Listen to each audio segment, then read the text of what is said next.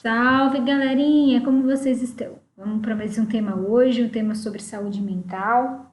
Eu quero fazer um adendo antes da gente começar a discussão, que lá na coletânea eu deixei para vocês duas propostas. Uma proposta estilo Enem sobre saúde mental, que é a nossa aula de hoje, e uma proposta estilo estadual. Isso para aqueles que já estão na vontade, na ânsia de produzir estilo FUVEST, Unesp, já produziu redação desse gênero, né, desse gênero não, com o formato que essas bancas pedem, e quiser, além de produzir o estilo Enem, produzir também o estilo estadual, eu deixo para vocês disponível. Mas, por enquanto eu não passo o estilo estadual efetivamente, como parte da nossa aula, hoje nós vamos discutir a saúde mental no quesito Enem. Então, o desafio de promover em grande escala a saúde mental no século XXI.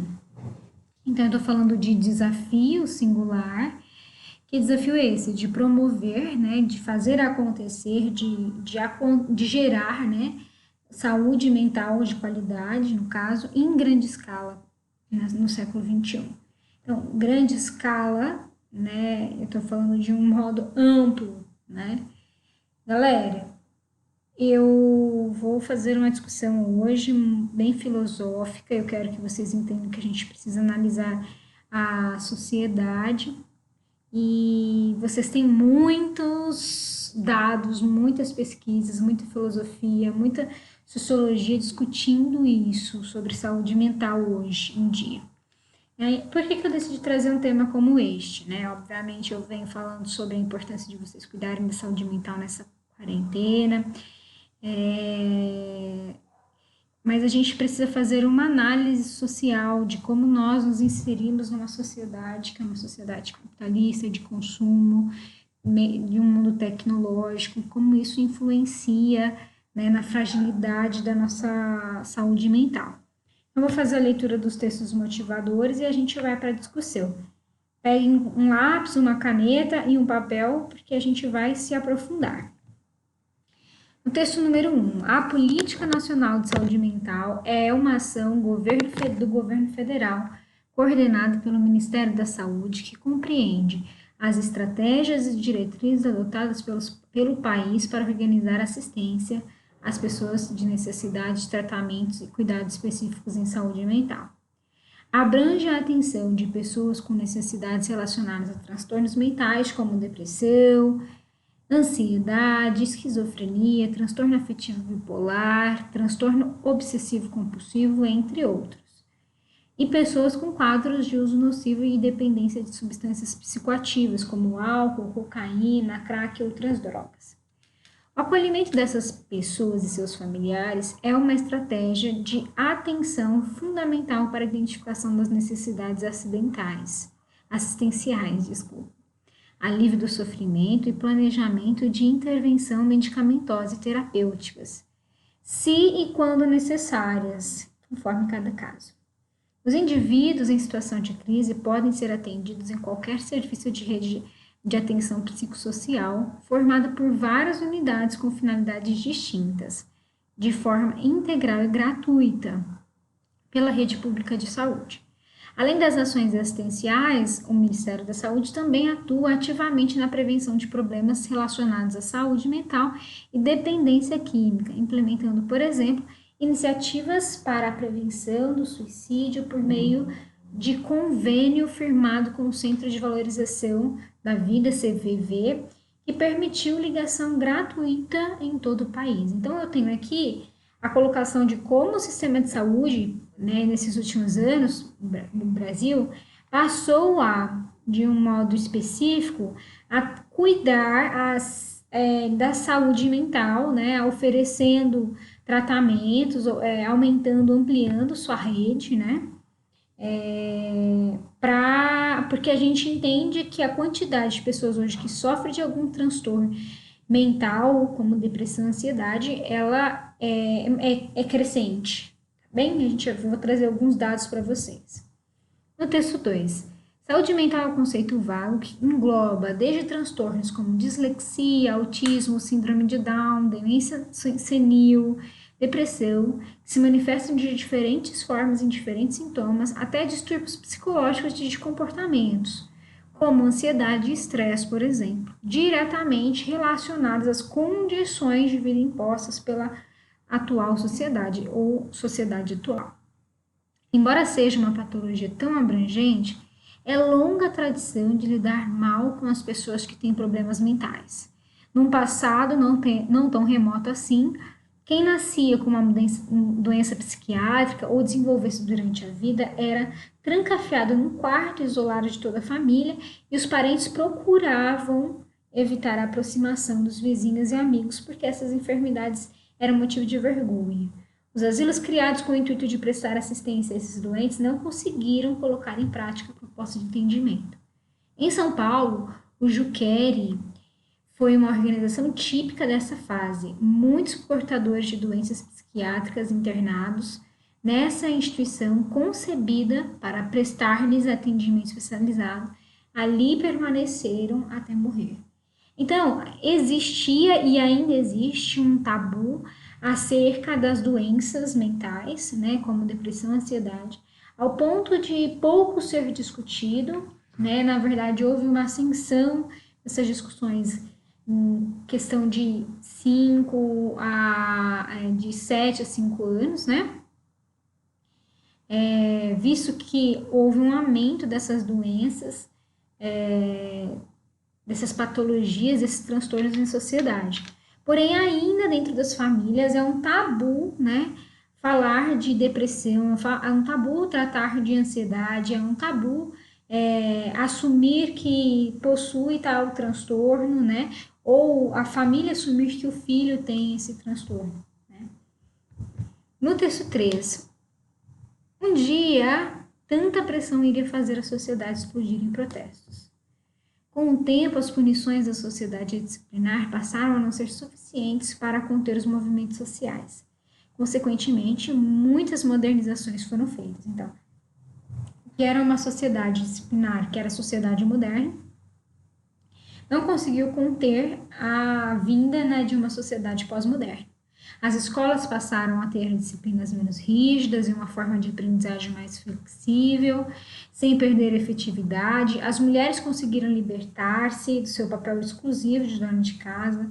Leis trabalhistas humanizaram as condições de trabalho. O internamento compulsório de doentes mentais foi sendo cada vez mais combatido. Segundo o filósofo sul-coreano Byung-Chul Han, há algumas décadas, vem se formando uma nova forma de controle social, além da disciplinar, por causa do enfraquecimento, né, da forma disciplinar, que é a sociedade do desempenho. E com isso pode estar diretamente ligado com a epidemia de doenças mentais que vivemos atualmente. Assunto largamente tratado nas campanhas de Setembro Amarelo, mês de prevenção do suicídio. Então, a Petra Schilder fala sobre isso. Então, houve uma mudança de sociedade, que era uma sociedade extremamente rígida, que era o indivíduo moderno, para uma sociedade pós-moderna, que é uma sociedade hoje mais flexível, uma sociedade hoje em que se preocupa mais com o desempenho, do que uma sociedade hoje que é rígida, né? Que é estruturada, que é um quadrado. Só que essa mudança ela se deu justamente pela necessidade de mudar devido à quantidade de transtornos mentais que começou a aparecer com essa rigidez, né? Com essa falta de flexibilidade, né? De uma sociedade moderna. Mas também uma mudança de estrutura social que a gente vai falar daqui a pouco. O texto 4 é um problema bem antigo, portanto, inerente à espécie humana, pois não encontramos doenças equivalentes em nenhuma outra espécie. Chimpanzés e gorilas podem apresentar alterações de comportamento, fazer maldades, mas não têm doença mental. Esse atributo do homem deve ser consequência do aperfeiçoamento do nosso sistema nervoso, do desenvolvimento acentuado do nosso cérebro, que às vezes se desorganiza. Embora as doenças mentais fossem conhecidas desde a antiguidade e haja na medicina greco-romana e do Oriente descrições pormenorizadas do que era mania, do que era melancolia e existissem até hipóteses de que melancolia, por exemplo, era provocada por falta de melhor oxigenação no cérebro, por acúmulo de bile negra no sistema nervoso, os recursos terapêuticos eficazes só surgiram no século XX. No século XVII e XVIII, porém, parece que o aumento do número de portadores de doenças mentais começou a tomar proporções surpreendentes. Talvez antes disso, o fato de a população estar distribuída de forma mais ou menos homogênea pela cidade e pelo campo diluísse a magnitude do problema. Em dado momento, entretanto, o processo de urbanização fez com que os portadores de doenças psiquiátricas graves se concentrassem nas cidades. Sem dúvida, muitos passaram a perturbar a ordem pública, foram presos e com certeza eliminados por nossos antepassados menos lúcidos e esclarecidos a respeito do assunto. Não se pode esquecer de que durante muito tempo as doenças psiquiátricas eram consideradas sinais de bruxaria e influência do demônio. E aí eu tenho um professor, psiquiatra do Hospital das Clínicas, o Valentim Gentil. Então, para entender, as doenças, os transtornos mentais estão associados aos seres humanos, inerentes aos seres humanos. De modo que elas existem há muitos anos, mas que efetivamente começaram a ser discutidas a partir discutir os assuntos, os recursos terapêuticos a partir do século XX.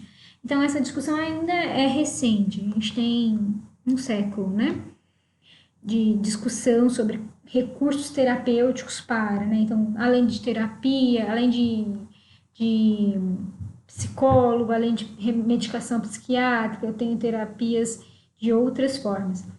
Até porque esse tabu, sobre as doenças de saúde mental se instaurava com muito mais força, antigamente, e de modo que se considerava que esses transtornos estariam relacionados, ou esse indivíduo está possuído, tem demônio, é bruxa, enfim.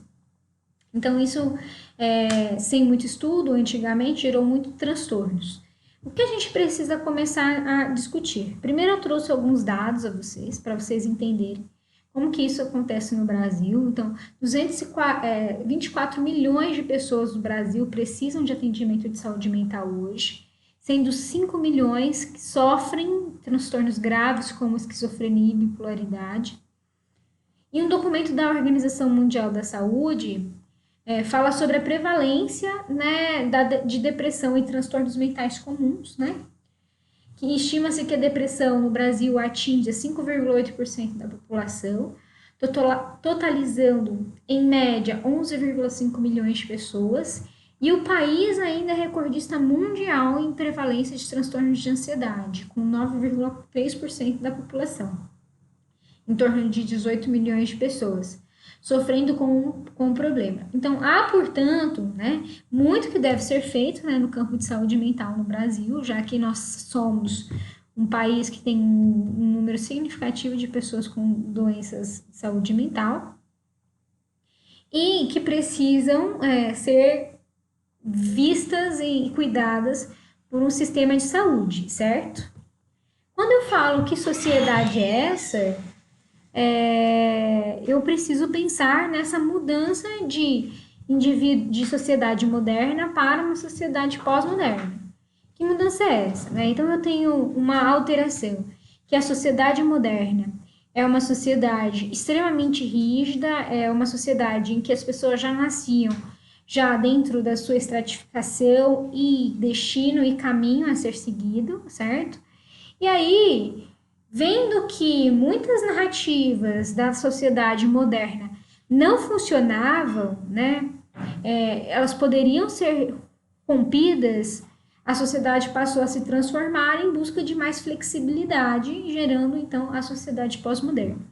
Então, narrativas como, olha, eu não preciso necessariamente me casar, eu não preciso necessariamente ter filhos, eu não preciso seguir aquela sequência de, nasci, eu tenho que estudar, me casar, ter filhos e ter netos, Então, todas essas metas narrativas que a gente chama da modernidade, elas são rompidas com o intuito de tornar essa sociedade uma sociedade mais flexível, Então, há uma mudança, né, de indivíduo. O indivíduo pós-moderno, ele é um indivíduo mais flexível, ele é um indivíduo mais, digamos, volúvel nesse meio. E, mais do que isso, a estrutura de sociedade diz respeito a uma alteração tecnológica, né? Então, a pós-modernidade, ela insere profundamente a tecnologia como uma ferramenta, né, de lidar com a vida, de viver a vida e de ser a vida. Então, há uma transformação de sociedade. A tecnologia, então, ela passa a ser um instrumento, como se fosse um membro do nosso desenvolvimento.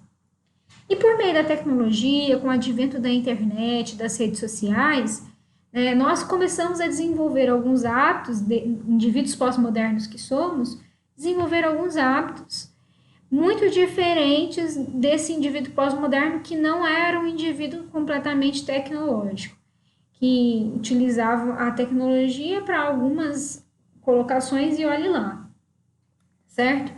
Então, esse indivíduo pós-moderno é um indivíduo que está inserido no meio tecnológico, nas mídias sociais, e dentro desse mundo, né, digamos assim, eu tenho, né, ali muito bem fincado, vocês vivenciam isso, a necessidade de estar sempre feliz, sempre alegre, sempre agradável, ser uma pessoa sempre simpática, né, sempre poderosa, uma sociedade da aparência, né? Uma sociedade que é movida por um status, né? De nunca mostrar fragilidade, mas estar sempre frágil, né? Por trás disso, porque há uma consciência de que, olha, isso aqui é aparente, né? Olha como eu sou, na verdade. Pelo menos deveria ter essa consciência. Então, essa sociedade, ela se transforma quando ela sai da vida real e passa a ter uma vida tecnológica, uma vida nas mídias sociais que tem muito mais peso do que a vida real. Peso na sua autoestima, peso naquilo que você é. Então, eu sou aquilo que as pessoas curtem, que eu seja nas redes sociais, aquilo que eu posso, onde eu frequento, né? Então, isso gera uma sociedade frágil de valores, de identidade, né? Que possui como noção, né, de vida, aquilo que é postado, aquilo que é consumido, como a gente já falou, né? Aquilo que é aparente e não é real, né? Então, Albert Einstein tem uma frase muito interessante que os meios cada vez mais precisos são utilizados para fins cada vez mais vagos. Isso é uma característica da nossa época pós-moderna. Então, esse foi um devaneio atual, né, antes da morte, assim, né, de Einstein, para falar que, olha, a tecnologia, ela é cada vez mais precisa e é utilizada para fins cada vez mais vagos, né, que é a aparência de ser todo poderoso, feliz, alegre, agradável o tempo todo. Porque esse indivíduo, ele busca o tempo todo essa felicidade, que é uma felicidade real. Mas qual é o impacto, né, dessa sedução tecnológica, né? Essa busca por felicidade, alegria, poder, a ser agradável 24 horas é surreal, né? Não é verdade, né? E isso impacta negativamente as pessoas, de modo que as pessoas se tornem ansiosas, se sintam fracassadas, desenvolvam pânico, porque elas não conseguem realmente, quando ela se depara com a realidade, e não com o mundo virtual, mas quando ela se depara com aquilo que ela é, ser assim o tempo inteiro. Então, é um indivíduo que pouco tem experiência de viver dentro das suas negativas, está sempre estimulado por coisas positivas, vida feliz, vida alegre, tem todos os estímulos positivos, né? E ele só pesquisa aquilo que ele quer, né? Tem conhecimento daquilo que ele quer, vai seguir aquilo que ele quer, tem tão pouca noção de negação, né? Tá pouco condicionado a levar nãos, está pouco condicionado a se frustrar, porque o meio social, tecnológico, não permite que você se frustre, né? Na verdade, exprime sempre uma felicidade que ela é irreal. E aí, quando ele volta para si e se enxerga, ele vê que há uma distância muito grande daquilo que ele daquilo que ele realmente aparenta ser, né? Então, isso gera ansiedade, isso gera fracasso, isso gera sensação de desânimo, pânico, porque eu não tenho a noção, né, não tive o desenvolvimento, né, da negação, né, de ser negado, de ser contrariado, de lidar com a realidade, que a realidade nos nega muitas coisas. Existe um livro chamado livro Sociedade do Espetáculo, né, que ele trata essencialmente do corpo, né, que o corpo precisa ser um espetáculo, de modo que eu preciso seguir padrões midiáticos para ser feliz, padrões de vida, padrões de corpo, para me incluir nesse mundo e me sentir feliz, né? E não é suficiente ser aquilo que eu sou. Eu preciso que o meu corpo seja um espetáculo, né? Nesse sentido. Então, cabe aí como inferência. Mas a gente precisa falar que esse indivíduo pós-moderno, ele também se associa ao indivíduo e o tempo, né? Que é a falta de tempo, na verdade. O Zygmunt Bauman, eu já falei sobre essa teoria, no livro Modernidade Líquida, ele diz que esse indivíduo pós-moderno ele é um indivíduo frágil, porque ele não está adaptado à realidade, às negações, porque ele vive no mundo tecnológico. A tecnologia é uma ferramenta que o aliena, né? Então, ele é frágil porque ele não sabe lidar com os fracassos. Então, esse indivíduo frágil, além de ser frágil, ele é um indivíduo sem tempo, né? Então, ele traz assim, no trecho de Modernidade Líquida, indivíduos frágeis, destinados a conduzir sua vida numa realidade que é porosa, sentem-se como se estivessem como se patinando sobre um gelo fino. E ao patinar sobre o gelo fino, que observou Ralph Waldo Emerson, né, que ele é um filósofo norte-americano, nossa segurança está na nossa velocidade, no patinar no gelo fino. Indivíduos frágeis ou não precisam de segurança, anseiam por segurança, buscam segurança. E assim tentam ao máximo fazer com que fazem com a máxima velocidade. Estando entre os corredores rápidos, diminuir a velocidade significa ser deixado para trás. Ao patinar em um gelo fino, diminuir a velocidade significa a ameaça real de se afogar. Portanto, a velocidade sobe para o topo da lista de valores de sobrevivência desse indivíduo pós-moderno. A velocidade, no entanto, não é propícia ao pensamento, pelo menos ao pensamento a longo prazo. O pensamento demanda pausa e descanso, tomar seu tempo, recapitular os passos já dados, examinar mais de perto o ponto alcançado e a sabedoria ou imprudência, se for o caso de o ter alcançado. Então, além de ser um indivíduo frágil, ele já lida com a falta de tempo. Falta de tempo de lidar com a própria dor, de lidar com o próprio desespero. Por quê? Ele trabalha muito ou ele tem muitas coisas para se fazer e encontra nas redes sociais uma fonte de felicidade, né? Uma fonte real de felicidade, mas mais do que isso, uma fuga da realidade.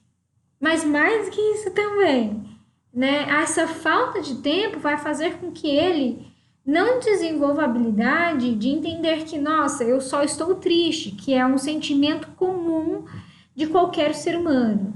Ele não desenvolva a resiliência de superar determinados obstáculos. Então, olha, eu tô triste por mais de 3 meses, então eu já vou me medicar.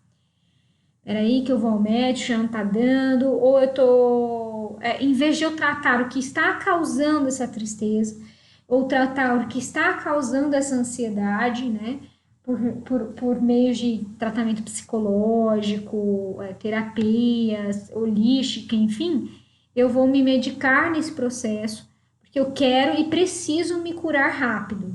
porque eu não tenho resistência à dor, porque eu não desenvolvi resistência à dor, eu me desenvolvi querendo ser um indivíduo alegre, merecendo a felicidade, sendo tudo isso. Então, eu não tenho essa resistência à dor. E mais do que isso, eu não tenho tempo para ficar pensando, questionando, me recapitulando, né? Então, eu preciso ser produtivo. Então, lidar com o luto, eu não consigo lidar com o luto, então eu vou me medicar. Tá demorando muito mais do que eu espero.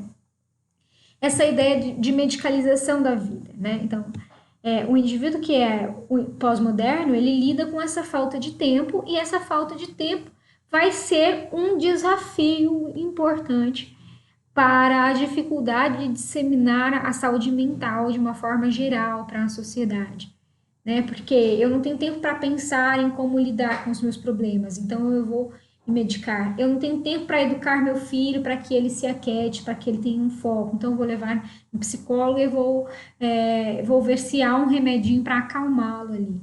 Então, tudo isso, toda essa falta de tempo dentro de uma sociedade pós-moderna vai gerar indivíduos que passam a fazer uso de medicamentos, né, para se sustentar ou sustentar a família, né, o vício dessa família, para buscar a felicidade, que é o que esse indivíduo pós-moderno tanto anseia, a felicidade 24 horas. Isso é tão notório, né, que quando a gente fala de medicalizar a vida, né, existe uma tese, né, que é a tese de um médico chamado Illich, né, que propõe que o ato de medicalizar é transformar tudo aquilo que são aspectos cotidianos, como certa tristeza, certa ansiedade, certa agonia, né? Períodos de insatisfação, períodos depressivos em comorbidades, em transformar em estudo de medicina, então, medicamentoso.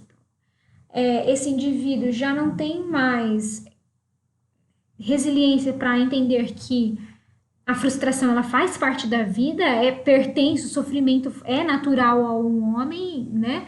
É importante que o homem sofra para entender também a felicidade, só que ele não tem tempo para sofrer, né? E ele não tem resiliência, né? Ele não se desenvolveu, não se fortaleceu para lidar com isso.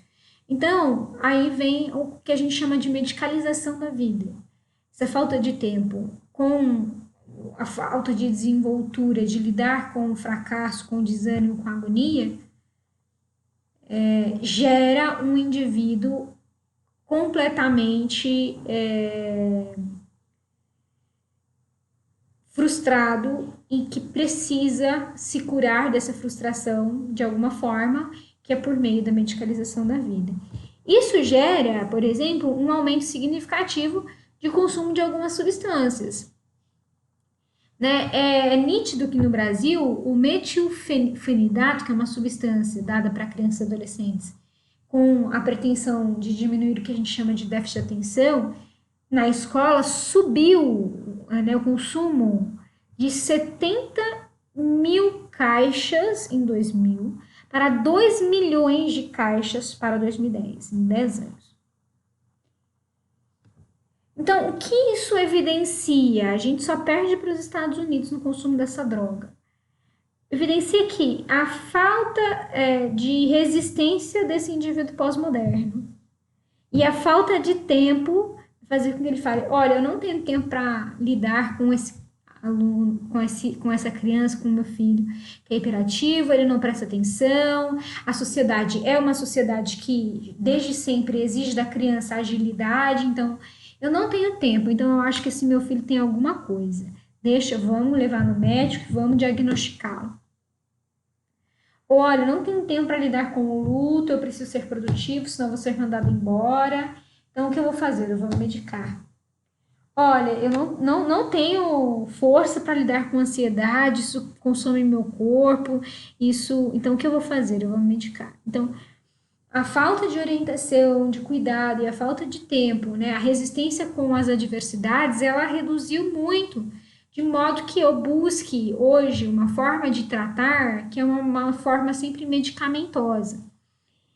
Então, há uma dificuldade de desenvolver na sociedade a resistência à dor, como havia no período moderno em que havia rigidez, né? Não estou fazendo uma apologia ao retorno das normas do período moderno, digamos assim. Não, mas é necessário que a flexibilidade ela exista, sim, mas que aquele contato com o mundo tecnológico que dimensiona sempre o prazer, sempre a felicidade, esse contato também me permita lidar com as minhas frustrações de alguma maneira. Porque aí o indivíduo usa como fuga, ai, nossa, trabalhei demais, não quero pensar em nada, deixa eu usar aqui minha tecnologia, minhas redes sociais, deixa eu mostrar que eu sou feliz, como eu tô, e você, na verdade, está acabado. Mas você não quer mostrar para ninguém, porque a sociedade é uma sociedade de aparência, você não quer mostrar para ninguém o seu desânimo, o seu cansaço, a sua frustração e a sua falta de habilidade de lidar com isso. Então, há toda uma sociedade que tendencia um aumento de transtornos de saúde mental, né? De modo que eu precise, de alguma forma, né, pensar em mecanismos, sabendo disso, fazendo análise dessa sociedade, de como propiciar uma melhor saúde mental à sociedade. Então, eu pensar na questão do tempo, eu pensar na questão do acesso às redes, à tecnologia, eu pensar, então, em tratar a consequência de modo que eu aprimore um sistema de saúde, faça atendimentos remotos, gratuitos.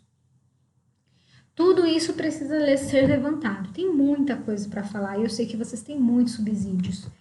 Esses vídeos que eu passei para vocês são os melhores vídeos que eu assisti, de Drauzio Varela. Acho que esse último aqui é do Drauzio Varela. Vale muito a pena vocês assistirem. E a gente continua as nossas discussões na aula ao vivo, certo? Eu quero que vocês, depois desse panorama, comecem então a pensar nas possibilidades de sanar esse problema. Tá bem? Um beijo, minha gente!